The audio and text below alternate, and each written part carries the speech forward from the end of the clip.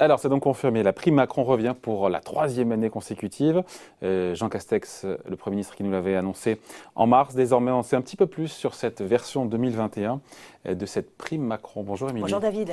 Alors, on sait désormais à qui elle s'adresse, son montant et surtout quand elle va s'appliquer. Expliquez-nous Oui, tout. alors cette prime exceptionnelle, on va le rappeler, mais on s'en souvient, elle est née en 2019 pour apporter une réponse au malaise des Gilets jaunes. À l'époque, 5 millions sur 25 millions de salariés avaient pu la toucher.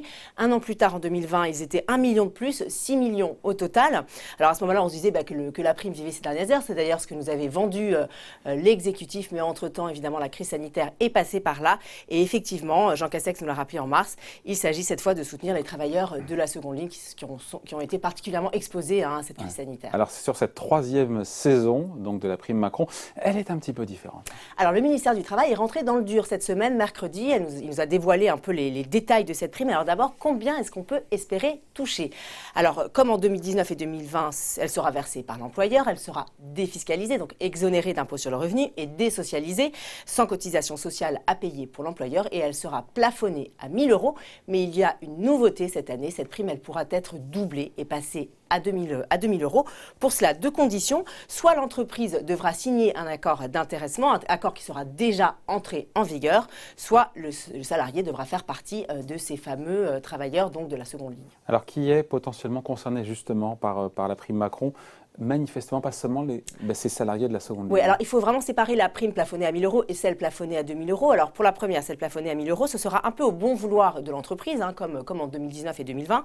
C'est l'entreprise donc qui décidera si oui ou non elle a envie de vous offrir cette fameuse bonification pour faire face à la crise sanitaire. Attention, quoi qu'il arrive, pour en bénéficier, il faut toucher moins de 3 SMIC par mois, c'est-à-dire moins de 3 700 € net, comme en 2019 et 2020 d'ailleurs. Et pour la prime majorée à 2 000 €, comment ça va se passer? Alors, le ministère du Travail, donc pour ces fameux, qui sont finalement les travailleurs de la deuxième ligne, Ouais. c'est ça. Oui, c'est uniquement pour eux, c'est ça, c'est oui, uniquement pour eux. Alors, le ministère du Travail n'a pas fourni encore de liste, ça devrait venir, mais a priori, ça concerne finalement tous ceux qui ont continué à faire tourner le pays au plus fort de la crise sanitaire. Alors, on peut citer en vrac les personnels de santé, de l'aide à domicile, les conducteurs de bus, les chauffeurs routiers, les agriculteurs, les livreurs, les employés de caisse, ceux des pompes funèbres ou des abattoirs, ou encore les agents d'entretien et de sécurité. Évidemment, David, cette liste, elle n'est pas exhaustive, mais il faut noter qu'une petite condition s'est glissée subrécipitamment cette semaine. C'est donc le ministère du Travail qui nous l'a annoncé cette semaine. Alors il faut, pour toucher cette prise, que l'entreprise ou la branche s'engage formellement à des actions de valorisation de ces fameux travailleurs. Alors actions de valorisation, on ne sait pas trop à quoi ça correspond, c'est un petit peu flou. En tout cas, pas sûr que toutes les entreprises jouent le jeu et aillent sur ce terrain-là. D'autant que si jamais ça devait limiter un petit peu la portée pour le coup de cette mesure. Sinon, quand les salariés, ceux qui y ont droit, ceux qui peuvent la toucher, pourront justement l'encaisser. Un petit peu de patience, il faut attendre que le projet de loi qui intégrera ces mesures soit adopté.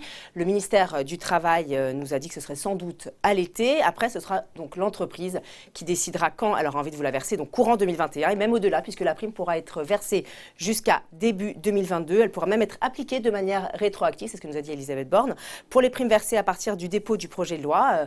Et puis, reste à savoir maintenant si donc les entreprises, on le disait, vont jouer le jeu ou pas.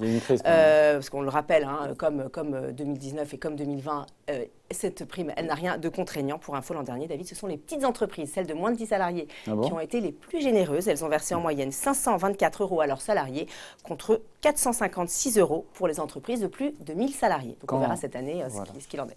Quand les petites boîtes font mieux que les grandes. Exactement. Ça n'arrive pas tous les jours. Donc voilà, mode d'emploi de la prime Macron 2021, signé Émilie Chaussier. Merci Bon Émilie. week-end, David. Bye.